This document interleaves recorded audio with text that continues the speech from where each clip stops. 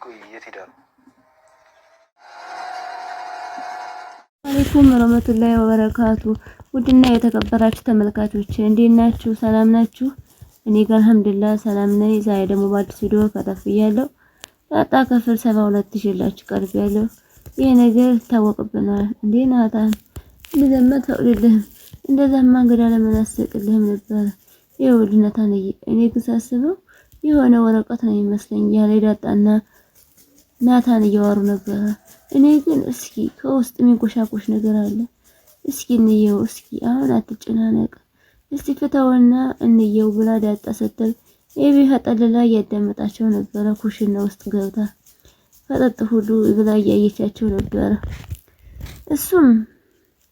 እሷ አዲያ እንዳትናገር አይኗን እያወረዘረዘች የምትለው ጠፍቷታል። መርታ ደግሞ እሺ እያለች ደርዬ ብላ ባለፈው እኮ ደግሞ ብላ ታኝታህ እኮ ሰላምና ሰላማሪኝ ማ እኔ የቱ ጋ ሰላማሪኝ ማርተማሪኝ እያልክ በተደጋጋሚ እየተናገርክ ነበር። አይ ምንድነው የተፈጠረው? ለምንድነው የማትናገረው? ቅዠት አይደለ እንዴ?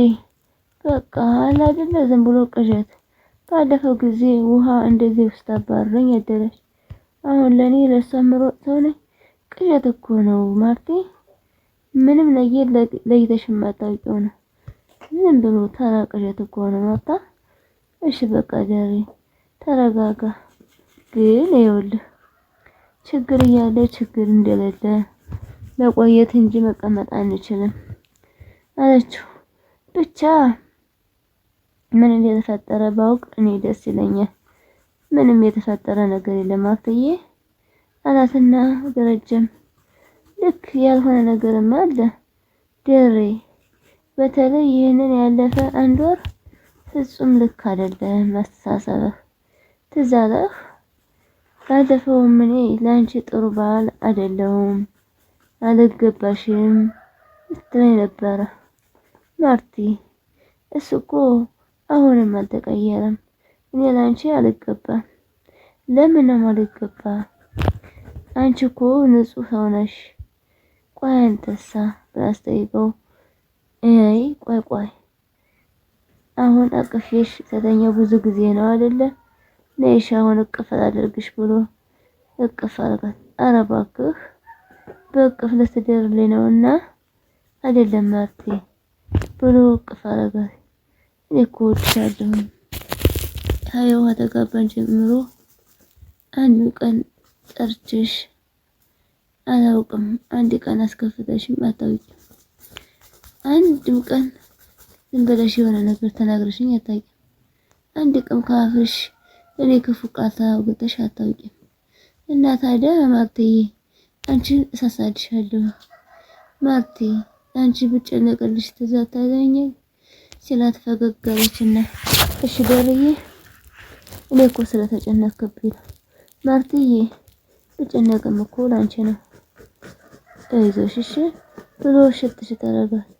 እኔ እያለሁ ይሄ ቤት ደስታ አይቀዘቅዝም አላትኝና ሰው ነኝ ስህተት እንኳን በሰራ ምንም እንዳትይ አላትኝ። ፈገግ ብላ እሷም አይዞሽልኝ እሺ ብሎ ሲላትኝ ደስታ በኋላ ጠብቀዋለሁ አላት። ኤቢ ቁጭ ላይ ያዳመጠኝ ነበረ። ስልክ እየቀደኝ ስልኳን እያወጣኝ ፎቶ ልታነሳቸው ስትል ያንን ፌስታሉን እየከፈቱ ሲል ግን ይሄ ነገር ናታን ወረቀት መሰለኝ። አዎ ውስጥ ወረቀት ይመስለኛል። የቆሻቆሻ እሷ እየቀረጸቻቸው ነው እንዴ አለችና ኤቢ ፎቶ እያነሳቻቸው ነበረ። ድንግጥ አለችና ዳጣም የምትለው ጠፋባት። ናታን እኔ የሆነ ሰው አየሁኝ። ቀስ ብላ ደረጃዋ ወጣች። ብቻ ኤቢ እንዳትሆን እኔ እንጃ። እየሮጠ ሄድት ብላ ዳጣ ልታያ ስትሄድ ስልክ ተደወለበት ናታን። እሷም ሀላይ እዝልቅ አደርስባትም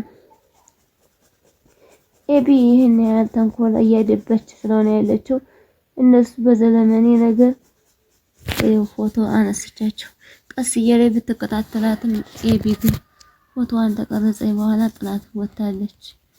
ዳጣም እንግዲህ ተከታትላት ሄደች። ብትሄድም ልታገኘት አልቻለችም። አቤት አለችና እሷም ኤቢም ተለክካታ ደረጃው ነበረች። ቀስ እያለች ሳታንቆሻቆሽ በክላሷ ወደ ገባች። ናታን ደግሞ መጣና ገብታል። ከዛ ያን አልጋውን አነጣጠፈና ቁጭ አለና እሱም መኝታ ክላሱ ገብቶ ተኛ። ውሃ ደግሞ ኧረ አይደን ልትፈልገሽ ነውና ኖ እባክሽ እና እኔ እኮ በጧት ነው ቁርሴን የምበላው እና አንቺ አትጾሚም እንዴ? ይሄንን ጾም አትጾምም? ምን ማየት ጾማለች? ጨቅላ ሆነሽ ነውና እንጂ ለምንድን ነው ጨቅላ? ጨቅላ ማለት እኮ ህፃን ልጅ ነው። ምንድነው ሙጭቅና? አንቺ ልጅ ግን ከእንቅልፍሽ የነቃሽ አልመስለኝም። ግን እንቅልፍሽ ነቅተሻል? አዎ ነቅቻለሁ። ቁርስ ስጭኝ ያልኩሽ አይደለ? አይ ወይ እኔ ግን እንደዚሁ ሳይሽ የነቃሽ አልመሰለኝም። እሺ በቃ አንቺ ቁርሴን ስጭኝና ከዛ እንደነቃው ላሳይሽ።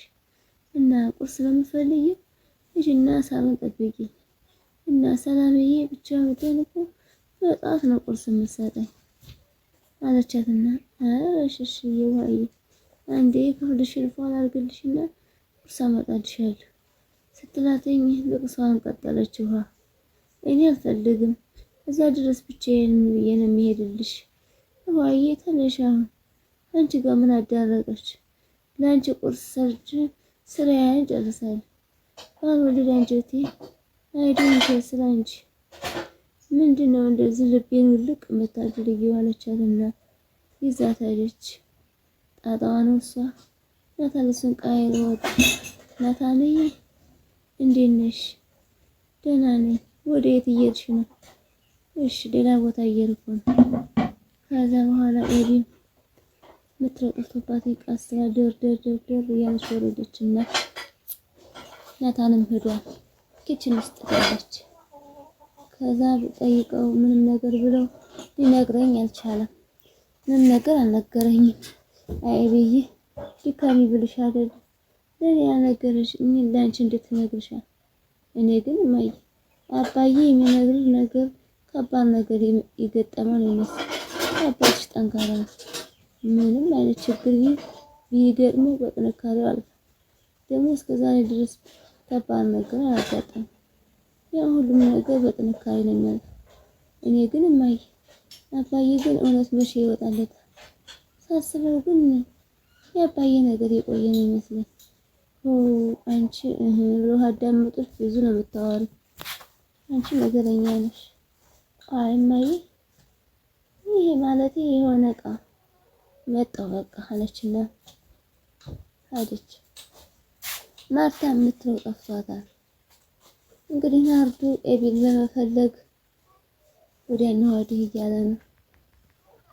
እሱ አይ አስጠላኝ እኮ አለችና ስልኳን አበባ እየቆረጣጠሰች ነበር። አንቺ እንደዚህ ሆነሽ ነው? ምንም አልሆንኩኝም አለችውና አይ አብሮ ብንቀጥል ምን ይመስልሻል? ምጥን ኤቢማን ብለዋለች። የያዘውን እንትን እያሻሸ እሷም አበባዋን እየቆረጠሰች እየጣለች ነው።